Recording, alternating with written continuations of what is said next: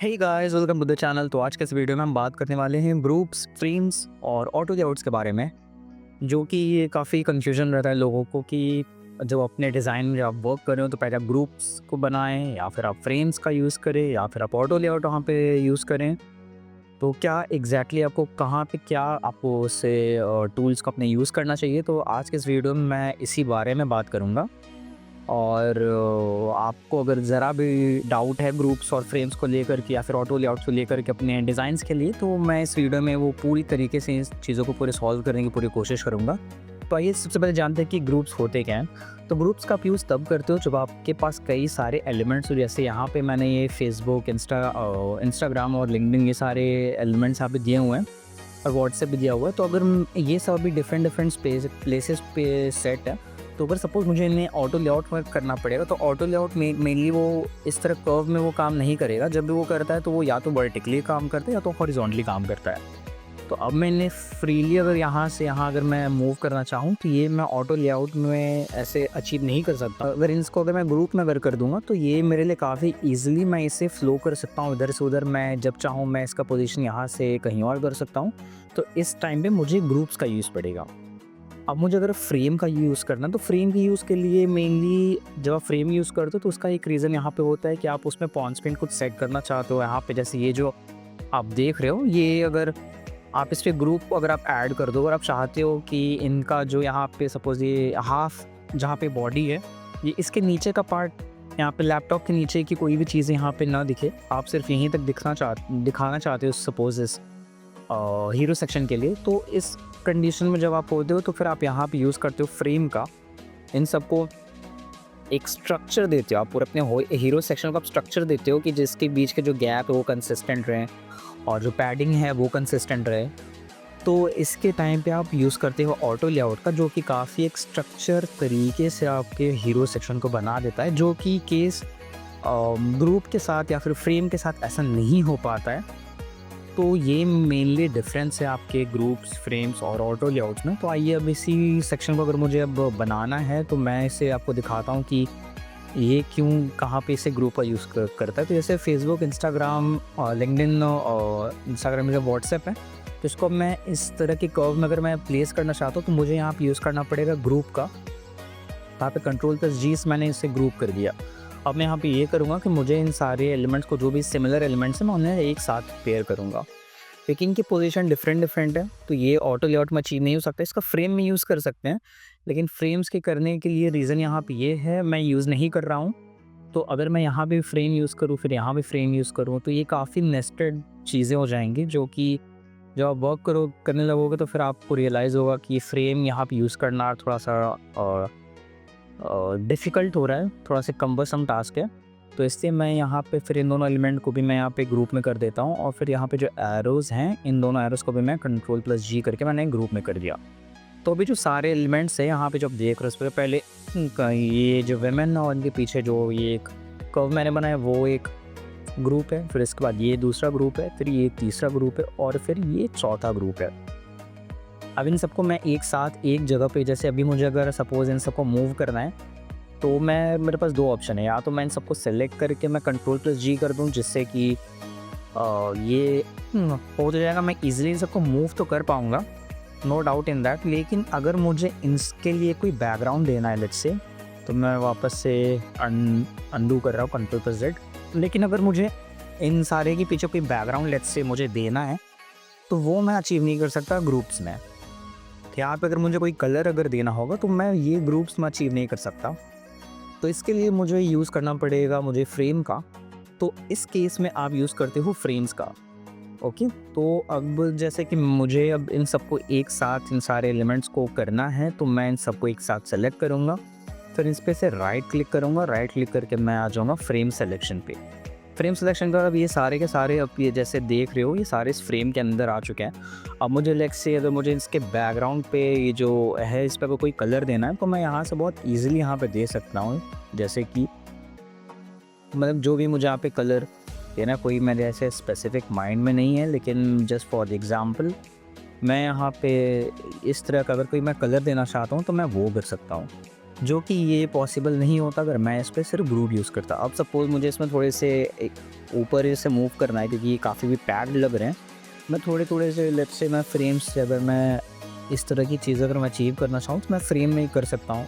यहाँ पे जो कर्व है मैं इससे कर्व अगर यहाँ पे थोड़ा-सा ऐड करना चाहूँ, जैसे अभी कॉर्नर इसके बहुत शार्प है, मैं कर्व करना चाहूँ तो मैं ये भी कर सकता हूँ। इसके अलावा अगर मैं चाहूँ और भी इसे पूरा सर्कुलर बना देने के लिए तो मैं वो भी अचीव कर सकता हूँ उसको और भी इंक्रीज़ करके। तो ये पॉसिबल है फ्रेम्स में, लेकिन आप ये अगर आप चाहो कि आप इसे ग्रुप में यूज़ करो तो ग्रुप में ये सारी चीज़ें अचीव नहीं हो पाएंगी।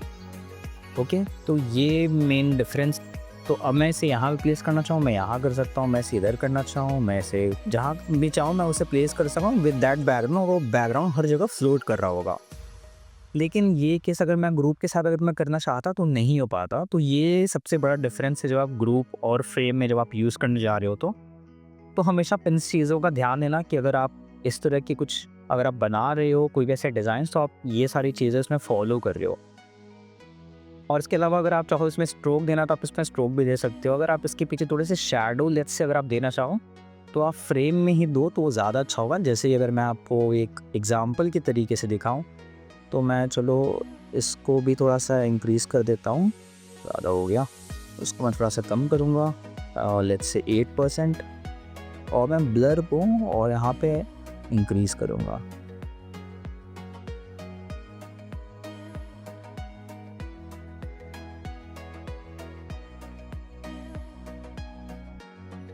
तो यार देखो अभी इसमें थोड़ा सा ग्लो जैसे एक इफ़ेक्ट आप देख पा रहे हो इसके कॉर्नर्स पे आप देख रहे हो, राइट। तो इस तरह की इफ़ेक्ट जब आप देना चाहोगे तो जब तक आप फ्रेम से आप क्रिएट कर रहे हो तो ही ये सारे अचीव हो पाते हैं। तो आप हमेशा ये इस चीज़ का ध्यान रखें जब आप इसमें आप वर्क कर रहे हो तो आप फ्रेम्स का ही आप ऐसे में यूज़ करो, या फिर अगर आपने ऑटो लेआउट बनाया तो ऑटो लेआउट में भी आप इस तरह की चीज़ें अचीव कर सकते हो।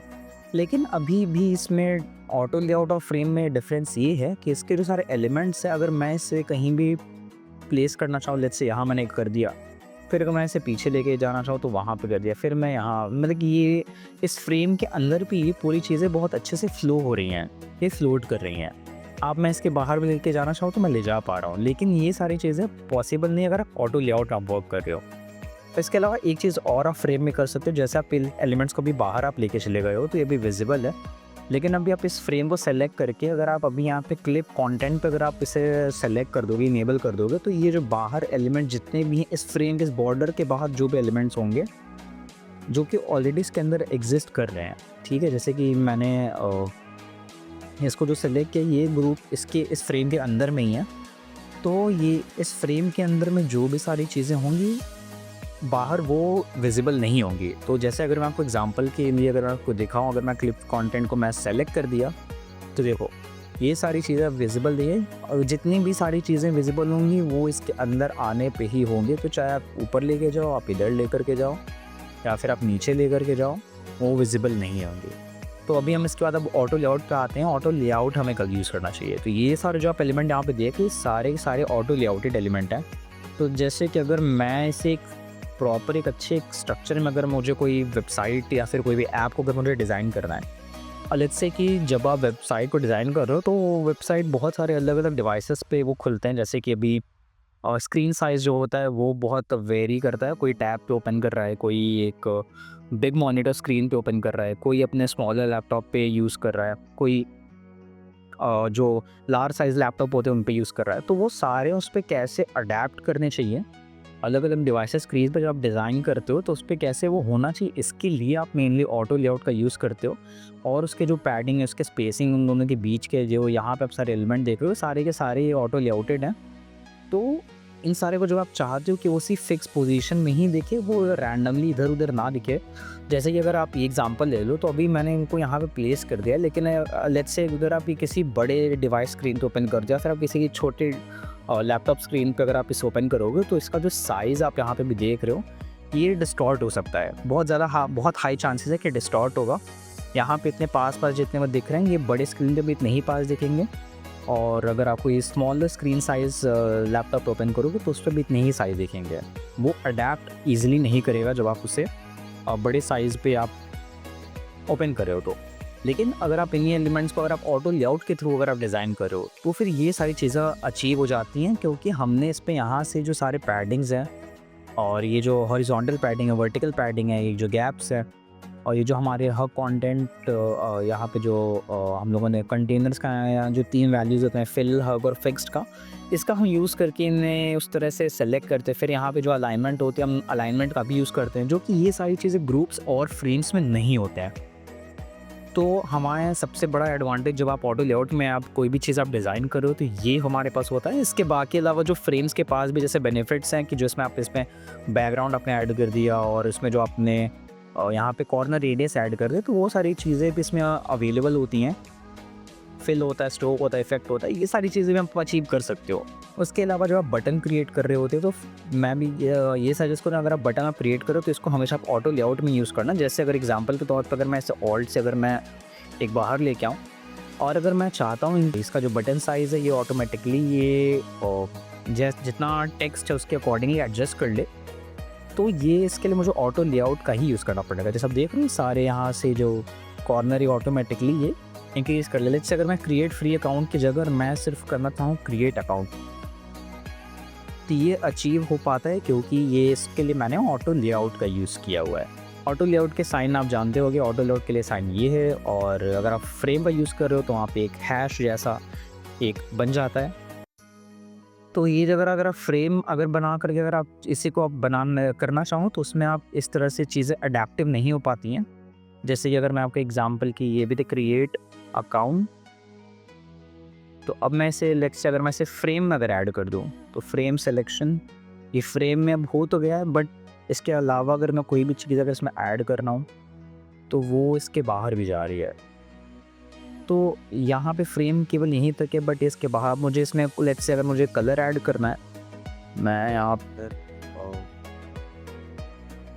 ऐड करना है तो मैं इसके लिए लेट्स से अगर मैंने ऑरेंज कर दिया यहाँ पे भी, तो आप देखो ये केवल यहीं तक है। अब मुझे इसे मैनुअली इसको एडजस्ट करना पड़ेगा, इसे इतना इंक्रीज़ करना पड़ेगा, ऊपर से इंक्रीज़ करना पड़ेगा, फिर ये जो एलिमेंट है इसको मुझे सेंटर अलाइन और ऐसे करना है, तो इसके बाद अगेन मुझे इस पे जाना पड़ेगा और मुझे इसको अलाइन इस तरह से करना पड़ेगा। देख रहे हो, तो ये यहाँ पे प्रॉब्लम होती है जब आप इस पे आप वर्क करो फ्रेम में। लेकिन यहीं पे जो चीज़ें हैं ऑटो लेआउट के साथ, तो ऑटो लेआउट में सारी चीज़ें नहीं होती हैं, क्योंकि हमारे पास जो यहाँ पे पैडिंग्स होते हैं वर्टिकल, हॉरिजॉन्टल, गैप्स, तो ये हमने सेट की कर दी हुई हैं। तो इसके बाद जब भी जो भी एलिमेंट होगा वो ऑटोमेटिकली इसके हिसाब से वो एडजस्ट कर लेगा। इनके बीच का जो यहाँ पे 8 मैंने गैप दिया हुआ है वो फिक्स्ड रहेगा। इसके बाद लेट्स से अगर मैं कोई और एलिमेंट भी इसमें ऐड करूँ, लेट्स से इसे टेक्स्ट में कॉपी करके कर रहा हूँ, तो इन तीनों ही एलिमेंट के बीच में जो गैप है वो हमेशा 8 कंसिस्टेंटली रहेगा। तो जब आप चाहते हो कि जब आपके लेयर्स के बीच में जो गैप हो कंसिस्टेंट रहे, वो विजुअली काफ़ी देखने में अच्छा लगे, तो ऐसे टाइम पे आप हमेशा ऑटो लेआउट का ही आप यूज़ करें। तो जब आप चाहते हो कि आपके जो लेयर्स हैं, आपके जो यहाँ पे आप बटन्स को डिज़ाइन कर रहे हो, आप यहाँ पे पूरा का पूरा एक सेक्शन डिज़ाइन कर रहे हो, तो जब आप चाहते हो कि वो थोड़े विजुअली वो अच्छे लगे, उनके बीच का जो गैप है वो कंसिस्टेंट बना रहे, तो ऐसे में आप यूज़ करते हो और बिना ही किसी बहुत ज़्यादा आप हार्ड वर्क के, आप जैसे कि अगर इसी को अगर आप चाहो कि यहाँ पे जो हमने इसे डिज़ाइन किया हुआ है, अगर इसे आप फ्रेम में करते तो फिर आपको मैनुअली, जैसा मैंने अभी इस बटन के लिए आपको एग्जांपल दिया, आपको उसको मैनुअली यहाँ पर प्लेस करना पड़ेगा, उसके बीच के जो गैप है आपको वो मैनुअली देने पड़ेंगे, एडजस्ट करने पड़ेंगे। तो ये सारी चीज़ें होती हैं कि ऑटो लेआउट जब आप यूज़ करो तो उसमें काफ़ी ईजी हो जाता है, आपका जो प्रोसेस है वो काफ़ी फास्ट हो जाता है डिज़ाइनिंग का। तो ऐसे में आपको यहाँ पे यूज़ करना चाहिए जब आपने काफ़ी सारे और जब आप वेबसाइट्स को पूरे डिज़ाइन करो, पूरा का पूरा जब आप होम पेज पूरा डिज़ाइन कर रहे हो, तो आप हमेशा मेक श्योर करना कि आप उसमें ऑटो लेआउट एलिमेंट्स का, जब आप डिफरेंट सेक्शंस में जा रहे हो तो आप उसमें ऑटो लेआउट ही यूज़ कर रहे हो, क्योंकि इससे आपका जो फ्लो होता है डिज़ाइन का वो काफ़ी फास्ट हो जाता है। आप इसमें जो अलग अलग डिवाइस स्क्रीन के लिए जब आप डिज़ाइन कर रहे होते हो तो फिर वो प्रोसेस काफ़ी अच्छा हो जाता है। रिस्पॉन्सिव जो आप बना रहे हो वो आप उसमें ऑटो लेआउट के थ्रू ही आप उसमें ऐड कर सकते हो। और भी बहुत सारे बेनिफिट्स होते हैं ऑटो लेआउट्स के, तो इसलिए मैं सजेस्ट करूँगा कि आप अपने वेबसाइट्स को डिज़ाइन करने के लिए ज़्यादातर आप ऑटो लेआउट ही यूज़ करें।